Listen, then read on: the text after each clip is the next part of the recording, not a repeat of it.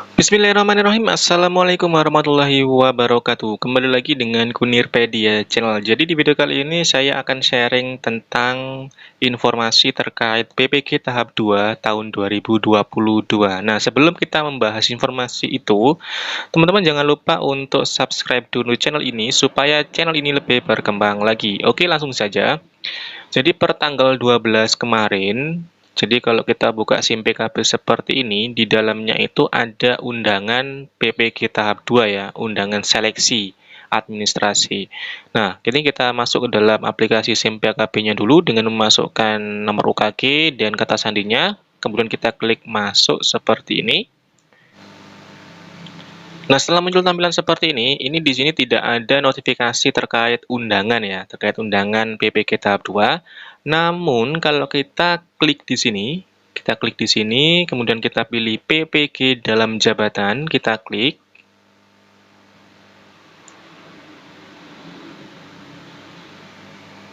Nah, akan ada informasi seperti ini ya, yang terhormat Bapak Ibu Guru calon peserta PPG. Sesuai dengan surat ini, Anda mendapat kesempatan sebagai kandidat peserta PPG dalam jabatan tahun 2022.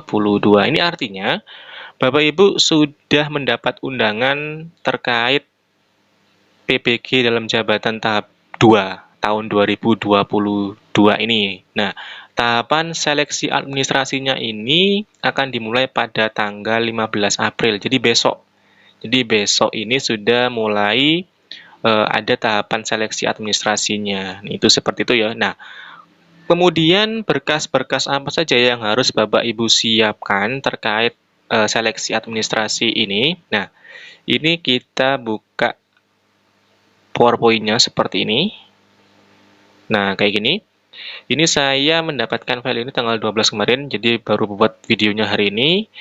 Nah, ini sosialisasi seleksi administrasi PPG dalam jabatan tahun 2022, 12 April 2022. Nah, ini adalah sasaran calon peserta PPG dalam jabatan tahun 2022 sesuai dengan jenis kepegawaiannya.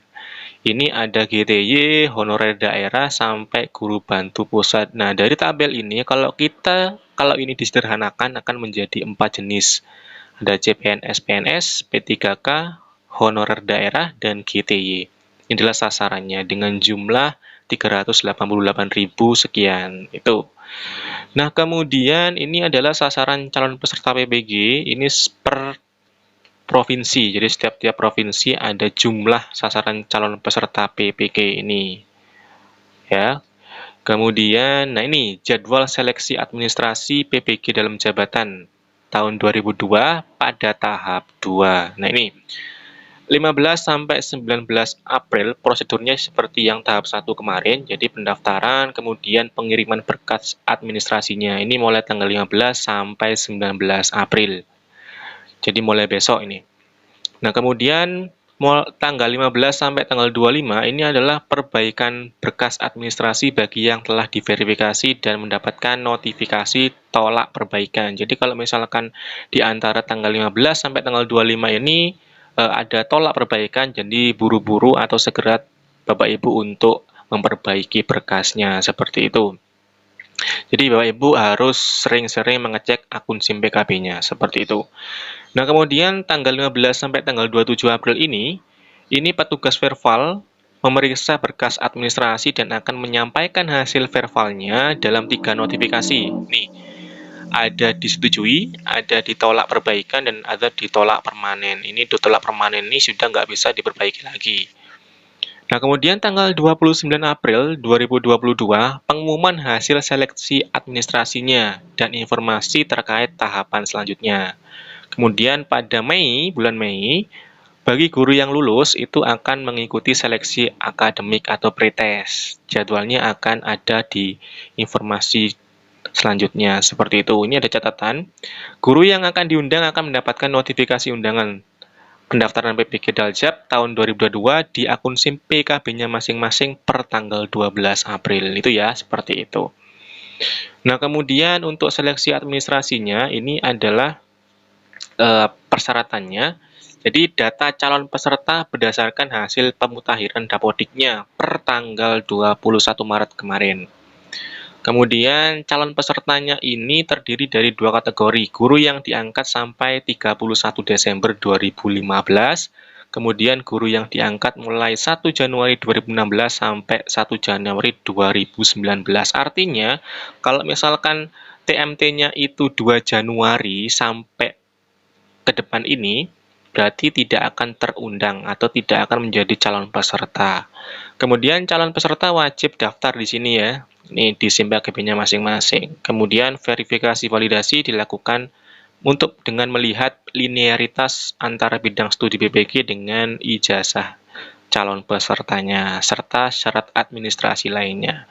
Persyaratan, tata cara pendaftaran, jadwal, serta jadwal pelaksanaan dan seleksi administrasi ini serta daftar linearitas tertera pada lampiran 1 dan 2 nanti ini ada sendiri ya. Seperti itu. Nah, kemudian ini persyaratan seleksi administrasi, ini guru di lingkungan Kemdikbud ya, itu pasti. Kemudian terdaftar di Dapodik. Kemudian memiliki NUPTK. Nah, ini memiliki NUPTK.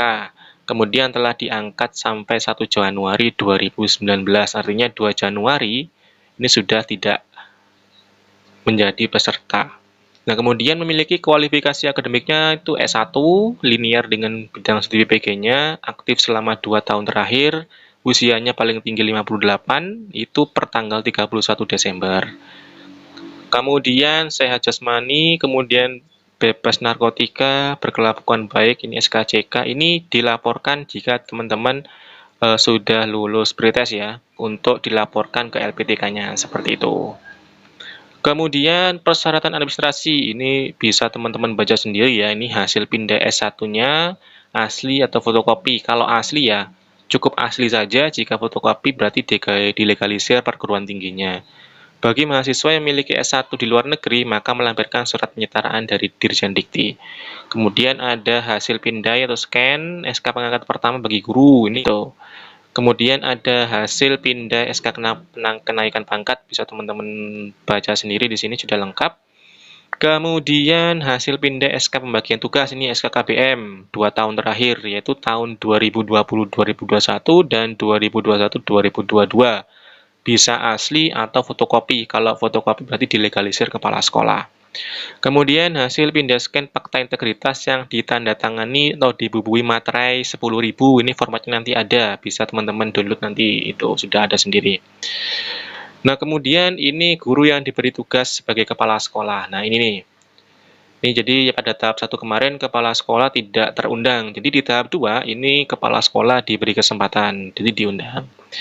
Sebenarnya persyaratannya sama saja, cuman di sini tidak perlu melampirkan SK KBM. Jadi yang dilampirkan adalah hasil pindah atau scan ijazahnya, kemudian hasil scan pengangkatan pertama dan terakhir sebagai guru, asli atau fotokopi, kemudian hasil pindah SK pengangkatan terakhir sebagai kepala sekolah.